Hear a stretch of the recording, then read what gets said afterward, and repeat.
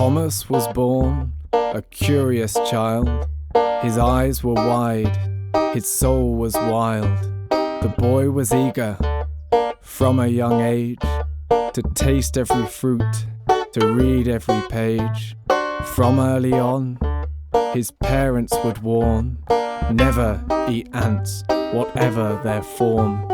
Army, colony, nest or swarm, stay clear of ants, or leave us forlorn. But Thomas remained an inquisitive guy. The rant about ants made him want to try. So one day he waited until it grew dark, then stealthily slipped from home to the park. Dead in the centre stood the quince tree, where he suspected the ants would now be. And there they all were, scuttling around, working with haste, but barely a sound. He picked up a few, they paced on his palm. Could such tiny things do him such harm?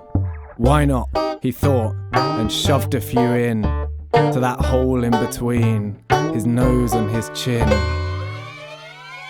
The feeling intense, they danced on his tongue, making it tingle and turn rather numb.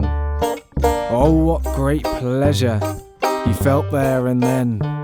At this point he knew he'd eat ants again. And eat ants he did, time after time, usually at parties while drinking red wine. Ants let him fly, flourish and thrive, allowed him to live and not merely survive.